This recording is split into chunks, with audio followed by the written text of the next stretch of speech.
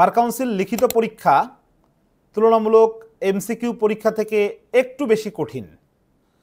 এই জন্য যারা আপনারা লিখিত পরীক্ষা দিবেন তাদেরকে কিন্তু তুলনামূলক একটু বেশি পড়াশোনা করতে হবে এবং লিখিত পরীক্ষার প্রিপারেশনটা কিন্তু একটু টেকনিক্যালি নিতে হবে, তার মানে একটু কৌশল অবলম্বন করতে হবে। এমসিকিউতে ম্যাক্সিমাম ধারায় পড়া লাগে এবং এমসিকিউতে কিন্তু যে কোনো জায়গার থেকে প্রশ্ন আসে। অন্যদিকে লিখিত পরীক্ষার কথা যদি আমরা চিন্তা করি তাহলে দেখা যাবে যে লিখিত পরীক্ষা থেকে কিন্তু সবগুলো ধারা থেকে কিন্তু প্রশ্ন আসে না, প্রশ্ন কিন্তু গুরুত্বপূর্ণ ধারাগুলো থেকে প্রশ্ন আসে। বাট এই গুরুত্বপূর্ণ ধারাগুলোর থেকে যে প্রশ্নগুলো আসে সেগুলো কিন্তু এক এক বছরে এক এক রকমের আসে, প্রশ্ন কিন্তু বারবারই ঘুরিয়ে পেঁচিয়ে আসে এবং প্রশ্নগুলো কিন্তু অনেক সময় প্রবলেমেটিক কোশ্চেন আসে, আবার অনেক সময় কিন্তু আমরা দেখতেছি একই প্রশ্নের মধ্যে কিন্তু বর্ণনামূলক প্রশ্ন, তারপরে হচ্ছে যে সমস্যামূলক প্রশ্ন, আবার সেই সমস্যামূলক প্রশ্নের আলোকে একটা মুসাবিদাও কিন্তু দিয়ে দেয়। এবং আপনারা যদি দেখে থাকবেন যে বার কাউন্সিল লিখিত পরীক্ষার প্রশ্নর ক্ষেত্রে বিগত সালের প্রশ্নগুলো যদি আমরা অ্যানালাইসিস করি তাহলে আমরা দেখি যে এখানে এক এক বছরে এক এক ধরনের প্রশ্ন আসতেছে। যদিও এবছরের এমসিকিউ পরীক্ষা একটু সহজ হয়েছে, ইনশাল্লাহ আমরা অনুমান করতে পারি যে লিখিত পরীক্ষাটাও তুলনামূলক একটু সহজই হবে, কিন্তু তারপরেও এমসিকিউ পরীক্ষার থেকে লিখিত পরীক্ষা কিন্তু অনেক বেশি কঠিন হয়ে থাকে এবং এমসিকিউতে আপনার 4টা অপশন থাকে, আপনি অনুমান করার সুযোগ পান, কিন্তু লিখিত পরীক্ষার ক্ষেত্রে কিন্তু আপনাকে কি করতে হবে, নিজ থেকে লিখতে হবে এবং যাদের লেখার স্কিল ভালো না তাদের জন্য কিন্তু এটা আসলেই অনেক বড় সমস্যা। তা যাই হোক, আমি আজকে আমরা লিখিত পরীক্ষার্থীদের জন্য কিছু পরামর্শ দিব। লিখিত পরীক্ষার্থী আছেন যারা আপনারা, তাদের জন্য আমরা আপনারা কিভাবে প্রিপারেশন নেবেন সেটা সম্পর্কে কিছু কথা বলবো এবং আমি আপনাদেরকে একটা ডেমো ক্লাস দেখাবো। এবং এই ক্লাসের জন্য আমি আজকে যে টপিকটা সিলেক্ট করেছি সেই টপিকটা হচ্ছে যে দেওয়ানি কার্যবিধির সব থেকে গুরুত্বপূর্ণ টপিক। আপনারা সবাই জানেন রেস সাব জুডিস এবং রেস জুডিকাটা এই টপিক কিন্তু এই বছরে হট টপিক। এই টপিক থেকে কিন্তু এই বছরে প্রশ্ন আসতে পারে। এখন এই টপিক থেকে বিগত সালে যে ধরনের প্রশ্ন আসছে এই বছরে যে ওই ধরনের প্রশ্নই আসবে বিষয়টা কিন্তু ওরকম না। অনেক সময় কিন্তু প্রশ্ন কিন্তু অনেকভাবে আসতে পারে, অনেক সময় কিন্তু ধারার বাইরে গিয়ে উদাহরণ থেকে প্রশ্ন দেয়, আবার অনেক সময় কিন্তু উচ্চতর আদালতের সিদ্ধান্ত থেকেও কিন্তু প্রশ্ন আসে। তা যাই হোক, আমরা আজকে আলোচনা করব রেস সাব জুডিস এবং রেস জুডিকাটা। তাই এই আলোচনাটা শুরু করার পূর্বে আমি বোনাফাইড ল একাডেমির পক্ষ থেকে আপনাদেরকে একটা বিশেষ অফার আমি দিচ্ছি। সেটা হচ্ছে যে যারা আপনারা বার কাউন্সিল লিখিত পরীক্ষা দিবেন তাদের জন্য আমরা একটা অনলাইন বুলেট কোর্সের আয়োজন করেছি, যেটার ক্লাস শুরু হবে হচ্ছে যে 8ই মে থেকে। জুম অ্যাপের মাধ্যমে ক্লাস হবে, ক্লাস রেকর্ডের ব্যবস্থা থাকবে। কোর্স ফি হচ্ছে মাত্র 5,000 টাকা। মাত্র 5,000 টাকা দিয়ে আপনারা সর্বমোট 25টা মতো ক্লাস করতে পারবেন এবং এই 25টা ক্লাসের মাধ্যমে আমরা কিন্তু বর্ণনামূলক প্রশ্ন, প্রবলেমেটিক প্রশ্ন এবং মুসাবিদার প্রশ্নগুলো ইনশাল্লাহ আমরা শেষ করব এবং এই কোর্সে আমরা সমস্যামূলক প্রশ্ন এবং হচ্ছে মুসাবিদার প্রশ্নের উপরে অনেক বেশি গুরুত্ব আরোপ করব। এবং এই কোর্সে যারা ভর্তি হবেন 5,000 টাকা দিয়ে তাদের জন্য আমাদের এই যে বোনাফাইড ল একাডেমির যে স্পেশাল যে নোট, এখানে প্রায় 9টা মতো নোট আছে, আমি একটু বলতেছি। 7টা সাবজেক্টের জন্য 7টা নোট আছে, আপনারা দেখতে পাচ্ছেন, এবং একটা প্রশ্ন ব্যাংক আছে। পাশাপাশি মুসাবিদার জন্য আমরা একটা স্পেশাল নোট তৈরি করেছি। তাই এই নোটগুলো কিন্তু আপনারা যারা আমাদের এই কোর্সে ভর্তি হবেন তারা ফ্রিতে পাবেন।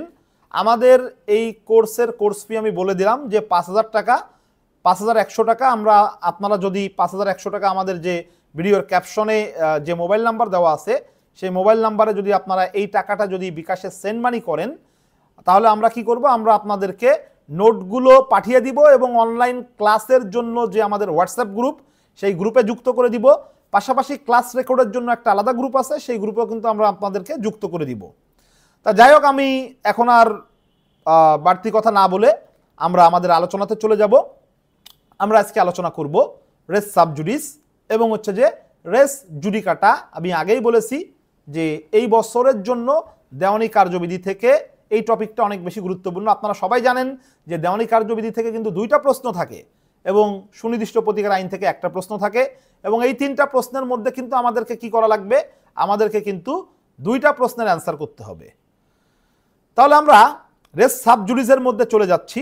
রেস সাব জুডিস, আপনারা রেস সাব জুডিস সম্পর্কে সবাই জানেন যে এখানে মূলত যে বিষয়টা বলা হয়েছে রেস সাব জুডিসে, সেটা হচ্ছে যে দেওয়ানি কার্যবিধির ধারা 10, দেওয়ানি কার্যবিধির ধারা 10-এ স্টে অফ সুটের কথা বলছে। স্টে অফ সুট মিনস হচ্ছে যে মোকদ্দমা স্থগিত করার জন্য আপনি একটা আবেদন করতে পারবেন। এখন রেস সাব জুডিস বলতে কি বুঝো, এটা তো কমন কোশ্চেন, এটা আপনারা সবাই জানেন।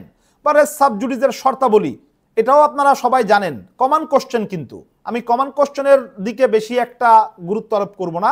আমি আপনাদেরকে এই লেকচারে দেখাবো যে ঘুরিয়ে পেঁচিয়ে বা একটু কঠিনভাবে কি কি ধরনের প্রশ্ন রেস সাব জুডিস এবং রেস জুডিকাটা থেকে আসতে পারে। তারপরে আমি সংক্ষেপে একটু রেস সাব জুডিসের যে কন্ডিশন সেটা একটু বলি। দেখেন যে রেস সাব জুডিসের ক্ষেত্রে তো আসলে 2টা মোকদ্দমা থাকতে হবে, এবং একটা মোকদ্দমা পূর্বে দায়ের হবে এবং আরেকটা মোকদ্দমা পরবর্তীতে দায়ের হবে। এই 2টা মোকদ্দমার যে ইস্যু সেটা কিন্তু ডিরেক্টলি এবং সাবস্ট্যান্সিয়ালি সেম থাকতে হবে। তার মানে বিচার্য বিষয় কিন্তু একই বিচার্য বিষয় হতে হবে, সাবজেক্ট ম্যাটারটা কিন্তু একই সাবজেক্ট ম্যাটার হতে হবে, এবং এই 2 মোকদ্দমার পক্ষগণও কিন্তু সেম থাকা লাগবে, এবং এই 2 মোকদ্দমা একই আদালতে দায়েরকৃত হতে হবে, অথবা যদি ভিন্ন আদালতে দায়ের হয় তাহলে 2 আদালতেরই কিন্তু একই এখতিয়ার থাকা লাগবে। তার মানে সম এখতিয়ার সম্পন্ন আদালত হতে হবে। তো এরকম ক্ষেত্রে পরবর্তী মোকদ্দমাটাকে স্থগিত করার জন্য আমরা কি করতে পারবো, সেকশন 10 অনুযায়ী কিন্তু আমরা আবেদন করতে পারবো। সেকশন 10-এ মূলত আমরা যে জিনিসটা করতে পারতেছি সেই জিনিসটা হচ্ছে যে আমরা পরবর্তী মোকদ্দমাটাকে স্থগিত করার জন্য আমরা আবেদন করতে পারতেছি। ঠিক আছে, আচ্ছা, তাহলে দেখেন এখান থেকে যদি কঠিনভাবে একটু প্রশ্ন আসে, কি কি প্রশ্ন আসতে পারে, তাহলে আমি একটু আপনাদেরকে একটু প্রশ্নগুলো বলি।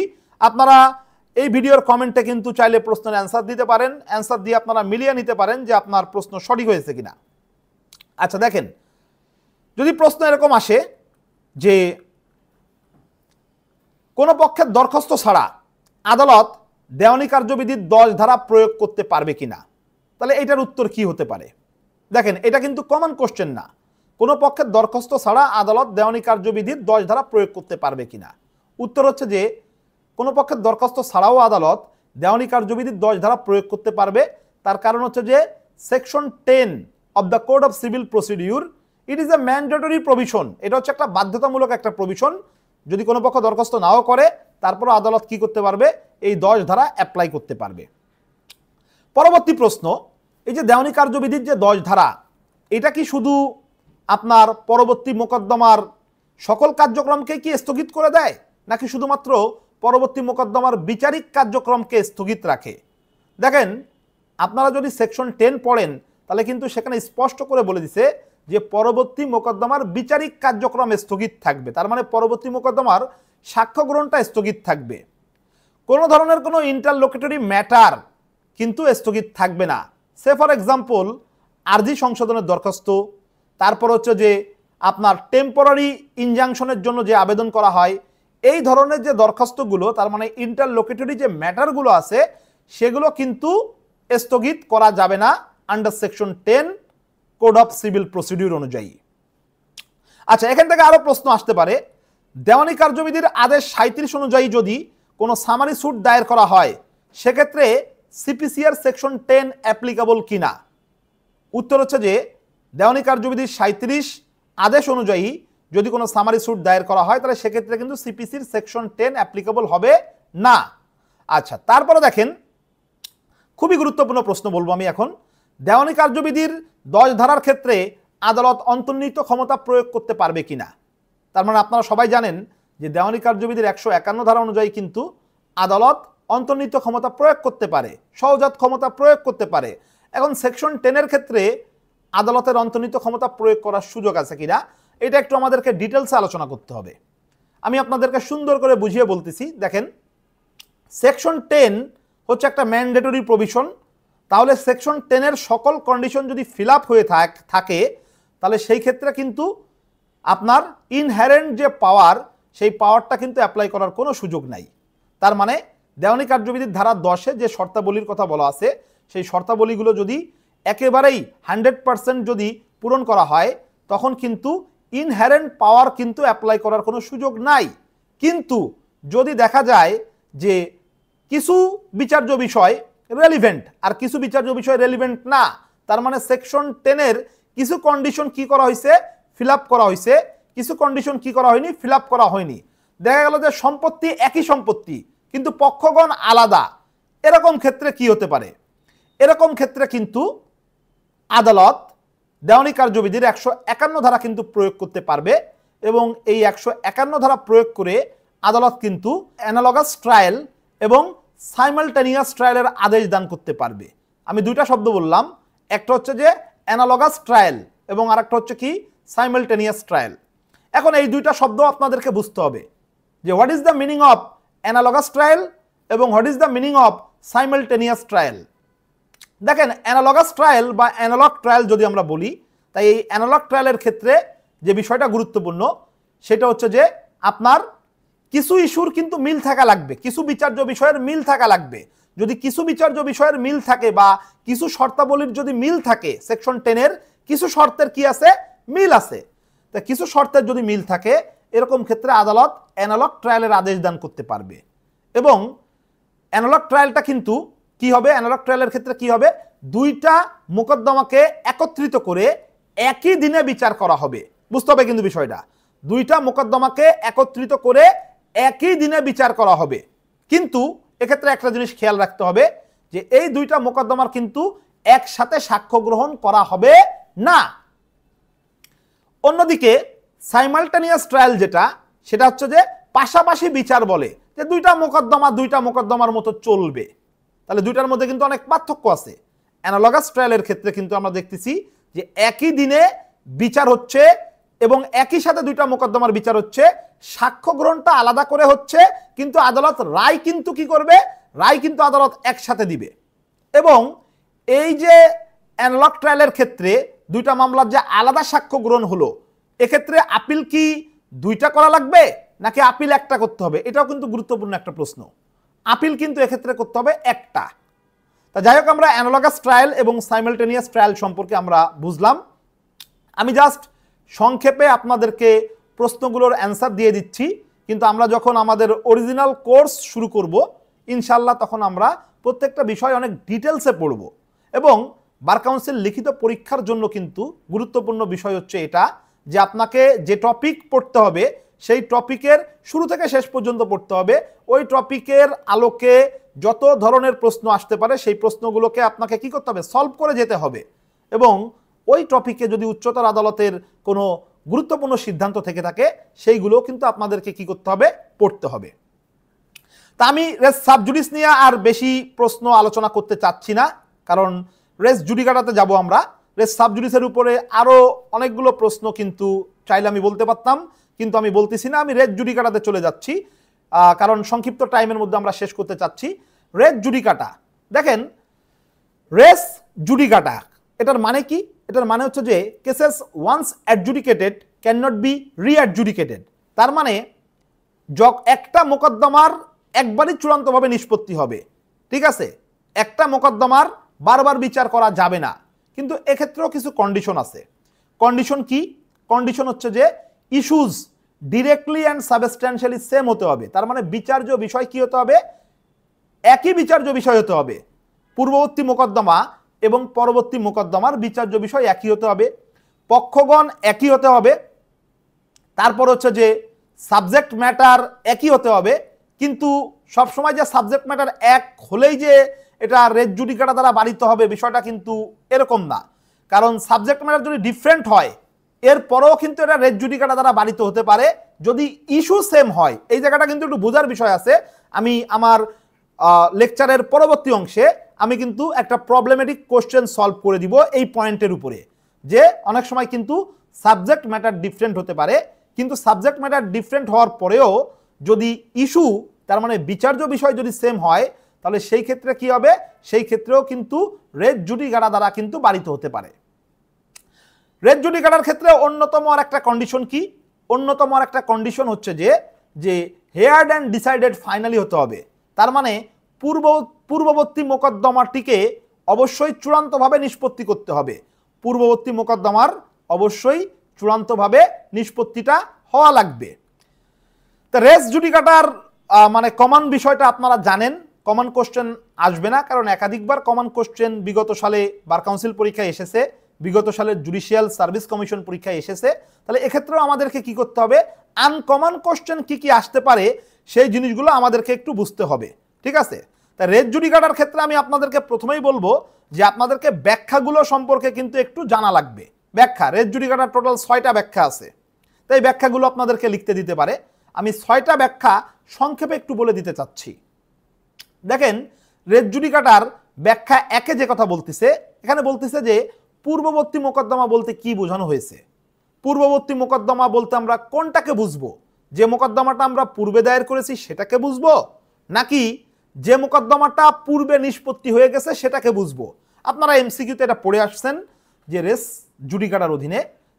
জুডিকাটার অধীনে পূর্ববর্তী মোকদ্দমা বলতে বোঝানো হচ্ছে কি, যে মোকদ্দমাটা পূর্বেই নিষ্পত্তিকৃত, তার মানে যে মোকদ্দমাটা পূর্বে নিষ্পত্তি হয়েছে।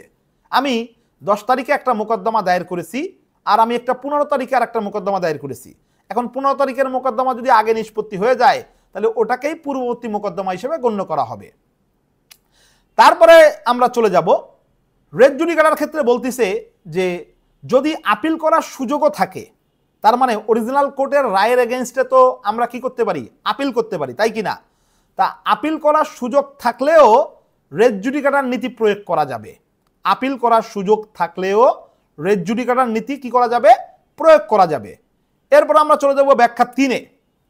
দেখেন, রেস জুডিকাটার নীতি প্রয়োগ করার ক্ষেত্রে অবশ্যই খেয়াল রাখতে হবে যে পূর্ববর্তী মোকদ্দমার যে 2টা পক্ষ ছিল, সেই 2টা পক্ষের মধ্যে এক পক্ষর দ্বারা কোনো কিছু দাবি করতে হবে এবং অপর পক্ষের দ্বারা কোনো কিছু কি করতে হবে, অপর পক্ষের দ্বারা কোনো কিছু ডিনাই করতে হবে। বুঝতে পারছি কিনা? তাহলে আমি আবারও বলতেছি, দেখেন যে এই যে 3 নাম্বার যে ব্যাখ্যা, সেই 3 নাম্বার ব্যাখ্যায় বলতেছে পূর্ববর্তী মোকদ্দমাতে এক পক্ষ দ্বারা কোনো কিছু দাবি করা লাগবে এবং অপর পক্ষ দ্বারা কি করতে হবে, কোনো কিছু সেই দাবির অস্বীকার করা লাগবে, তার মানে কোনো কিছু অস্বীকার করতে হবে। এই 4 নম্বর পয়েন্টে বলতেছে কনস্ট্রাকটিভ রেস জুডিকাটার কথা। কনস্ট্রাকটিভ রেস জুডিকাটার কথা, কনস্ট্রাকটিভ রেস জুডিকাটা কি? দেখেন, যখন আপনি কোনো সিভিল মামলা করবেন, যখন আপনি কোনো দেওয়ানি মোকদ্দমা করবেন, তখন আপনাকে অবশ্যই মাথায় রাখতে হবে আপনার যত ধরনের দাবি আছে সকল দাবি আপনাকে কি করতে হবে, একত্রে চাইতে হবে।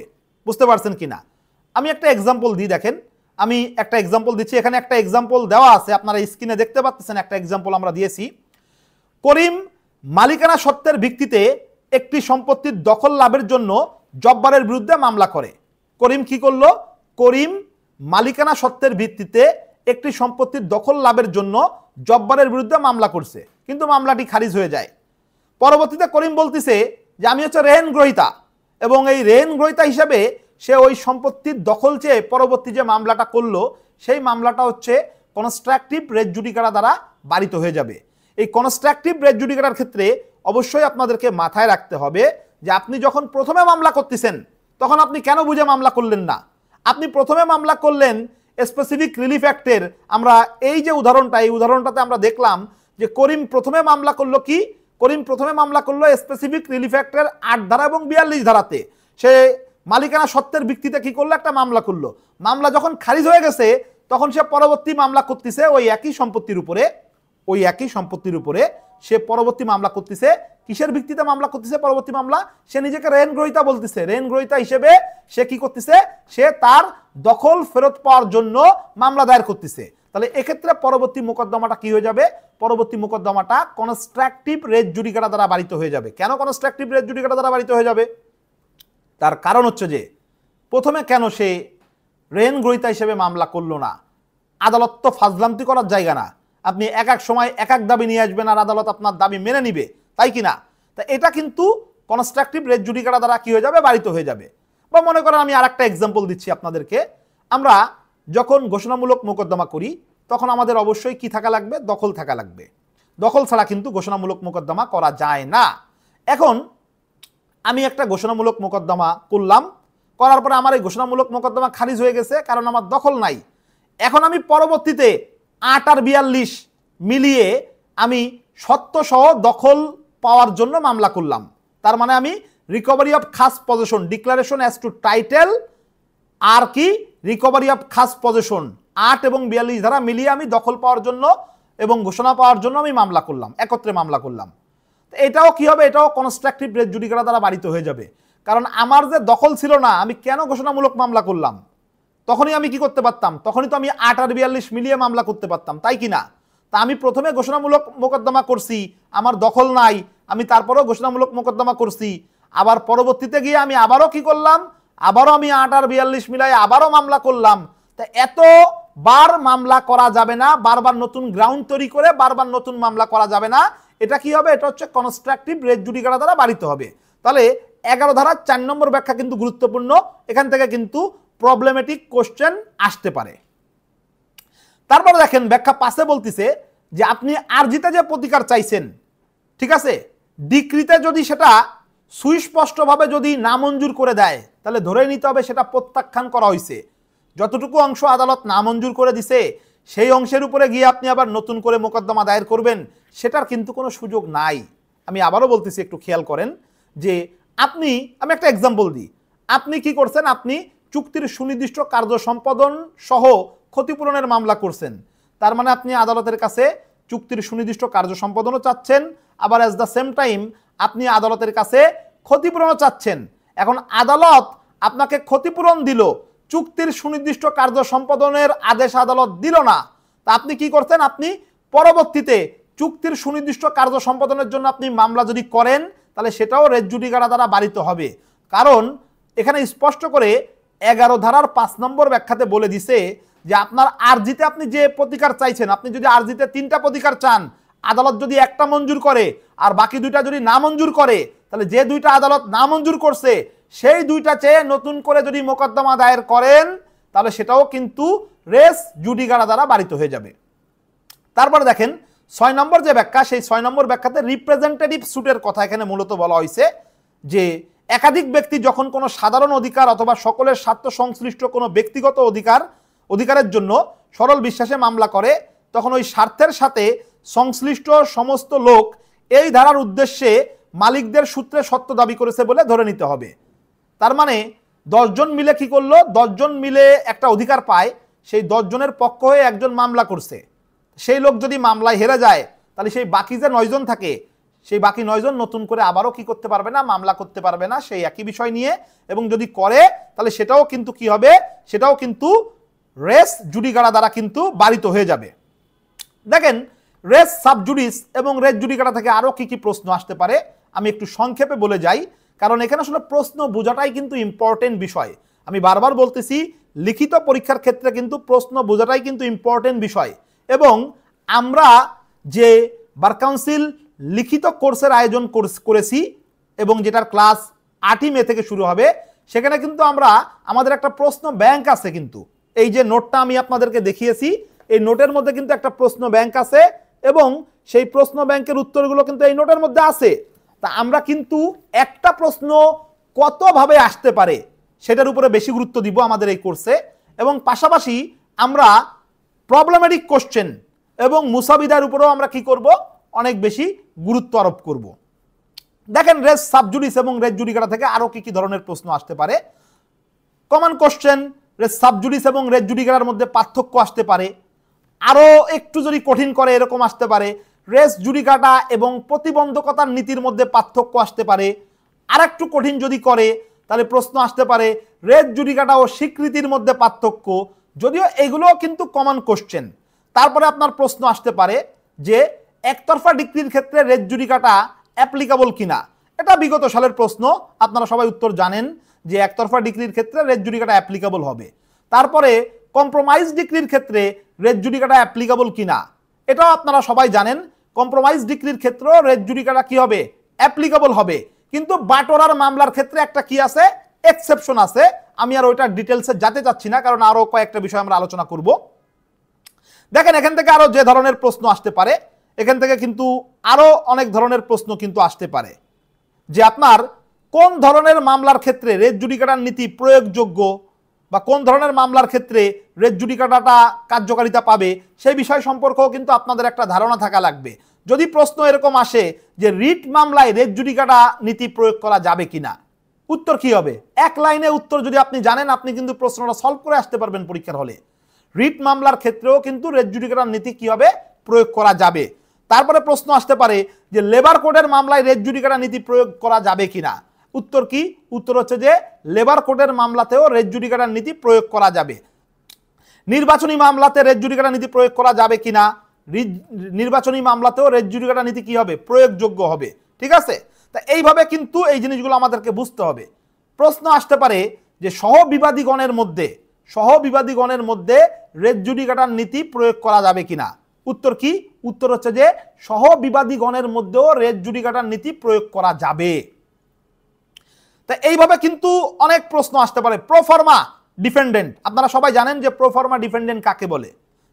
যে বিবাদীর এগেইনস্টে আমার কোনো ক্লেম নাই, কিন্তু ওই বিবাদীর উপস্থিতি আমার মামলার রায়ের জন্য দরকার, তাকে আমরা বলবো হচ্ছে প্রোফর্মা ডিফেন্ডেন্ট। তো এই প্রোফর্মা ডিফেন্ডেন্টের এগেইনস্টে রেজ জুডিকাটার নীতি প্রয়োগ করা যাবে কিনা, এটাও কিন্তু গুরুত্বপূর্ণ একটা প্রশ্ন। আচ্ছা, তা এইভাবে কিন্তু অনেকগুলো প্রশ্ন আমি বললাম, এই প্রশ্নগুলো কিন্তু খুবই গুরুত্বপূর্ণ। ঠিক আছে, খুবই গুরুত্বপূর্ণ। জনস্বার্থ মামলায় রেজ জুডিকাটার নীতি প্রয়োগ করা যাবে কিনা, এই ধরনের প্রশ্নও কিন্তু আসতে পারে। তারপরে রেজ জুডিকাটার ক্ষেত্রে মানে অর্থঋণ মামলায় রেজ জুডিকাটার নীতি প্রয়োগ করা যাবে কিনা, এটা কিন্তু একটা হিউজ একটা বড় টপিক, এবং এখান থেকে কিন্তু বিভিন্নভাবে কিন্তু প্রশ্ন কিন্তু আসতে পারে। ঠিক আছে, আচ্ছা, তা আমি এখন রেজ জুডিকাটার উপর আমি কয়েকটা সমস্যামূলক প্রশ্ন নিয়ে আমি আলোচনা করব। দেখেন, আমি স্ক্রিনে আপনাদেরকে সমস্যামূলক প্রশ্নটা আমি দেখাচ্ছি। রহিম নালিশি জমিতে তার সত্ত্ব ঘোষণা এবং খাস দখল পাওয়ার জন্য করিমের বিরুদ্ধে মামলা দায়ের করে, কিন্তু করিম পূর্বে রহিমের বিরুদ্ধে বর্গা ফসলের মূল্য আদায়ের জন্য একটি মামলা করেছিল এবং ওই মামলায় ডিক্রি পায়। সত্ত্ব ঘোষণার মামলাটি রেজ জুডিকাটা নীতিতে বারিত মর্মে করিমের পক্ষে আবেদন করা হলে আদালত আদেশ প্রদান করেন যে সত্ত্ব ঘোষণার মোকদ্দমাটি রেজ জুডিকাটা দ্বারা বারিত হবে না। বর্গা ফসলের মূল্য আদায়ের মোকদ্দমা আর সত্ত্ব ঘোষণার মোকদ্দমা সম্পূর্ণ দুটি ভিন্ন প্রকৃতির মোকদ্দমা। এখন আলোচ্য ঘটনাটিতে আদালতের সিদ্ধান্ত সঠিক হয়েছে কিনা নিরূপণ করুন। দেখেন, এই প্রশ্নটা যদি আপনারা ভালো করে দেখে থাকেন, আমি প্রশ্নটা আবারও পড়তেছি কারণ প্রবলেমেটিক কোশ্চেন, প্রথমে আপনাদেরকে ভালো করে বুঝতে হবে। রহিম কি করছে? রহিম নালিশি জমিতে তার সত্ত্ব ঘোষণা এবং খাস দখল পাওয়ার জন্য করিমের বিরুদ্ধে মামলা করছে। রহিম কি করছে? রহিম হচ্ছে মূলত সত্ত্ব ঘোষণা এবং খাস দখল পাওয়ার জন্য করিমের বিরুদ্ধে মামলা করছে, কিন্তু করিম পূর্বে একটা মামলা করেছিল এবং সেই পূর্বের মামলাতে করিম কি বলছে? পূর্বের মামলাতে করিম বলছে রহিম হচ্ছে আমার বর্গাদার, আমি হচ্ছে রহিমের কাছে আমার জমি বর্গা দিছি। ঠিক আছে, এবং সে আমাকে বর্গা ফসলের টাকা দেয় না বলে আমি কি করছি? পূর্বেই তার বিরুদ্ধে মামলা করছি। তাহলে করিম কি করছে? করিম পূর্বেই বর্গা ফসলের টাকা আদায় করার জন্য রহিমের বিরুদ্ধে কিন্তু মামলা করেছে, এবং ওই মামলাতে কিন্তু করিম কি করছে? ওই মামলাতে কিন্তু করিম ডিক্রি পাইছে। বুঝতে পারছি কিনা? তা দেখেন, পরবর্তীতে কি হলো? পরবর্তীতে রহিম আবার কি করলো? রহিম হচ্ছে মামলা করলো যে সত্ত্ব ঘোষণা এবং খাস দখল পাওয়ার জন্য মামলা করলো পরবর্তীতে। আচ্ছা, এখন দেখেন এই জায়গার যে বিষয়টা, সেই বিষয়টা কিন্তু গুরুত্বপূর্ণ বিষয়। এখানে আমরা জানি কি, রেজ জুডিকাটার ক্ষেত্রে আমার ইস্যুটা ডিরেক্টলি এবং সাবস্ট্যান্সিয়ালি সেম হওয়া লাগবে, এবং at the same time subject ম্যাটারও কি হওয়া লাগবে? সেম হওয়া লাগবে। কিন্তু ওই যে আমি আপনাদেরকে এই যে লেকচারের শুরুতে বলেছিলাম যে কিছু কিছু ক্ষেত্রে সাবজেক্ট ম্যাটার যদি সেম নাও হয়, ইস্যু যদি সেম হয়, তাহলে সেই ক্ষেত্রে আদালত কি করতে পারবে? সেই ক্ষেত্রে আদালত কিন্তু পরবর্তী মোকদ্দমাটাকে রেজ জুডিকাটা দ্বারা বারিত মর্মে ঘোষণা দিতে পারবে। তাহলে এই জায়গাটা কিন্তু আমাদেরকে বুঝতে হবে। এবং উচ্চতর আদালতের একটা সিদ্ধান্ত আছে যে subject matter is not the essential principal of res judicata. সবসময় কিন্তু সাবজেক্ট ম্যাটার যে সেম থাকা লাগবে রেজ জুডিকাটার ক্ষেত্রে, বিষয়টা কিন্তু ওরকম না। সাবজেক্ট ম্যাটার ডিফারেন্ট হলেও ইস্যু যদি সেম হয়, তাহলে সেই ক্ষেত্রে কিন্তু পরবর্তী মোকদ্দমা রেজ জুডিকাটা দ্বারা বারিত হবে। তা আমি একটু বুঝাই বলি। দেখেন, এই যে আমরা ঘটনাটা পড়লাম, এই ঘটনাতে রহিমকে রহিম হচ্ছে পরবর্তী মোকদ্দমা দায়ের করছে আর করিম হচ্ছে পূর্বে মোকদ্দমা দায়ের করছে, তাই কিনা? তো রহিমের মোকদ্দমা হচ্ছে কি? রহিমের মোকদ্দমা হচ্ছে যে সত্য ঘোষণা সহ খাস দখলের মামলা করছে রহিম। আর করিম কি মামলা করছে? করিম মামলা করছে বর্গা ফসলের অর্থ আদায়ের মামলা। তাহলে দেখেন দুইটা মামলার সাবজেক্ট ম্যাটার কিন্তু ডিফারেন্ট। একটা হচ্ছে কি সত্য সহ খাস দখলের মামলা এবং আরেকটা হচ্ছে কি বর্গা ফসল আদায়ের মামলা। তাহলে দুইটা মামলার কি সাবজেক্ট ম্যাটার ডিফারেন্ট, তাই কিনা? কিন্তু ইস্যু কিন্তু সেম। কেন ইস্যু সেম? দেখেন পূর্বে মামলা দায়ের করছে কে? পূর্বে মামলা দায়ের করছে হচ্ছে করিম। করিম যে বর্গা ফসলের অর্থ আদায়ের মামলা করলো এবং আদালত যখন করিমের পক্ষে ডিক্রি দিয়ে দিল তখন কি এটা কি হয়ে গেল? তখন কি এটা একেবারেই ক্লিয়ার হয়ে গেল না যে করিম হচ্ছে ওই প্রপার্টির ওনার? বুঝতে পারছি কিনা? এবং এই যে দুইটা মামলা, এই দুইটা মামলার মূল যে বিচার্য বিষয় সেটা কি? সেটা হচ্ছে যে who was the actual owner of this property. তা কে এই সম্পত্তির প্রকৃত মালিক সেটা তো পূর্ববর্তী মোকদ্দমা দ্বারা নির্ণয় করা হয়ে গেছে। যখন করিম বর্গা ফসলের অর্থ আদায়ের জন্য মানি ডিক্রি তার পক্ষে পেল তখন তার দ্বারা কি প্রমাণ হয়ে গেল? প্রমাণ হয়ে গেল হচ্ছে যে করিম হচ্ছে মূল মালিক এবং সে তার জমি রহিমকে বর্গা দিয়েছে। বুঝতে পারছি কিনা? তো এই যে ঘটনাটা আমরা বললাম, এই ঘটনাটা দ্বারা আমরা কি বুঝলাম? যে ইস্যুটা যদি ডিরেক্টলি এবং সাবস্ট্যান্সিয়ালি সেম হয় এবং এই ফ্যাক্টে আমরা দেখলাম হু ওয়াজ দ্য অ্যাকচুয়াল ওনার, এটাই হচ্ছে মূল ইস্যু। এখানে সাবজেক্ট ম্যাটার কিন্তু ইম্পর্টেন্ট বিষয় না। এবং উচ্চতর আদালতের সিদ্ধান্ত স্পষ্ট করে বলে দিছে যে সাবজেক্ট ম্যাটার ডিফারেন্ট হলেও ইস্যু যদি সেম হয় তাহলে সেই ক্ষেত্রে কিন্তু কি করা যাবে? ইস্যু যদি সেম হয় তাহলে সেই ক্ষেত্রে কিন্তু পরবর্তী মোকদ্দমা রেজ জুডিকাটা দ্বারা বাড়িতে হবে। আচ্ছা আমি আরেকটা এক্সাম্পল দিচ্ছি। দেখেন যে সুনির্দিষ্ট প্রতিকার আইনের 9 ধারার মামলাতে, সুনির্দিষ্ট প্রতিকার আইনের 9 ধারার মামলাতে যদি আপনি ডিক্রি পান তাহলে পরবর্তীতে 8 ধারার মামলা করলে সেটা রেজ জুডিকাটা দ্বারা বাড়িতে হবে কিনা? সুনির্দিষ্ট প্রতিকার আইনের 9 ধারায় মামলা করে যদি কেউ ডিক্রি পায়, মনে করেন আমি মাসুম সাহেবের বিরুদ্ধে 9 ধারা অনুযায়ী মামলা করলাম এবং আমি ডিক্রি পেলাম, পরবর্তীতে মাসুম সাহেব 8 ধারা অনুযায়ী যদি মামলা করে তাহলে সেই ক্ষেত্রে কি হবে? 8 ধারা অনুযায়ী মামলা করলে সেই মামলা কি রেজ জুডিকাটা দ্বারা বাড়িতে হবে কি হবে না? উত্তর খুবই সহজ, যে প্রথমে 9 ধারার মামলা করা হলে পরবর্তীতে যদি 8 ধারার মামলা করা হয় তাহলে সেই মামলা কি পাবে? সেই মামলা কিন্তু চলবে, সেই মামলা কিন্তু রেজ জুডিকাটা দ্বারা কি হবে না? রেজ জুডিকাটা দ্বারা কিন্তু বাড়িতে হবে না। কারণ কি? কারণ হচ্ছে যে দুইটা মামলার যে সাবজেক্ট ম্যাটার এবং ইস্যু এটা কিন্তু ডিফারেন্ট। 8 ধারাতে আমাদেরকে প্রমাণ করা লাগে কি? টাইটেল, এবং 9 ধারাতে আমাদেরকে প্রমাণ করা লাগে কি? দখল। তাহলে কি এই দুটা বিষয় কিন্তু এক না? তাহলে আমি 9 ধারার মামলাতে ডিক্রি পাওয়ার পরেও 8 ধারার মামলা যদি কেউ করে সেই মামলা চলবে, সেক্ষেত্রে কিন্তু রেজ জুডিকাটার নীতি প্রয়োগ করা যাবে না। তা আমি আরো অসংখ্য প্রবলেমেটিক কোশ্চেন আপনাদেরকে দেখাতে পারতাম এবং বলতে পারতাম। ভিডিওটা অনেক বড় হয়ে যাচ্ছে, সময় স্বল্পতার কারণে আমি আমার এই লেকচারটা এখানেই শেষ করতে চাচ্ছি। এবং শেষ করার পূর্বে আমি আপনাদেরকে আবারও বলতে চাচ্ছি যে লিখিত পরীক্ষা কিন্তু খুবই কঠিন একটা পরীক্ষা। কারণ এখানে কিন্তু এমসিকিউর মতো 4টা অপশন থাকে না এবং এখানে কিন্তু আপনার মেধার থেকে লিখতে হবে। এবং যাদের রাইটিং স্কিল দুর্বল, আপনি কত মুখস্থ করবেন, কত প্রশ্ন মুখস্থ করবেন? আপনি তো গুলিয়ে ফেলবেন। তাহলে আপনাকে যে কাজটা করতে হবে হচ্ছে সেটা আপনার রাইটিং স্কিলটাকে স্ট্রং করতে হবে। আপনার ফ্রি হ্যান্ড রাইটিং যে স্কিল সেটাকে আপনাকে স্ট্রং করতে হবে। এবং আপনাকে যে কাজটা করতে হবে সেটা হচ্ছে যে আপনি কনসেপ্ট নিবেন, মুখস্থ করবেন না, কনসেপ্ট নিবেন, নিয়ে আপনি কি করবেন? আপনি নিজের মতো করে আপনি বানিয়ে লেখার চেষ্টা করবেন। বানিয়ে বলতে আপনাকে ভুলভাল লিখতে বলতেছি না, নিজের মতো করে আইন তৈরি করতে বলতেছি না, কিন্তু বলতেছি যে ওই যে আইনের যে ভাষাটা এটা আপনি নিজের ভাষায় রিপ্রোডিউস করবেন, এটাই আমি আপনাকে বলতে চাচ্ছি। এবং আমি আপনাদেরকে আবারও শেষবারের মতো আমাদের বোনাফাইড ল একাডেমির অফারটা বলে দিচ্ছি।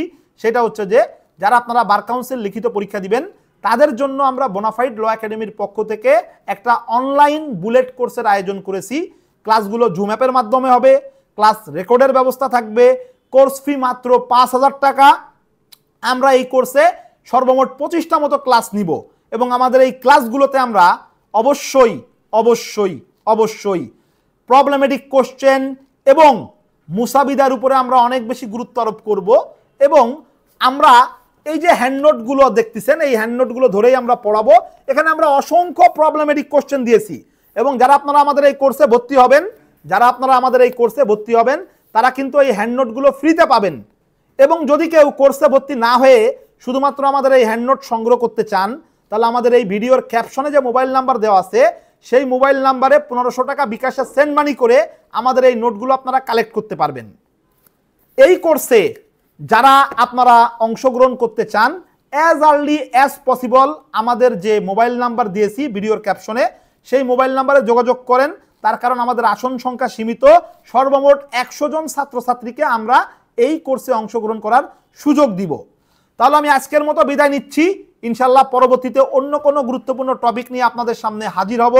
ততক্ষণ পর্যন্ত সবাই ভালো থাকবেন, সুস্থ থাকবেন। ধন্যবাদ সবাইকে।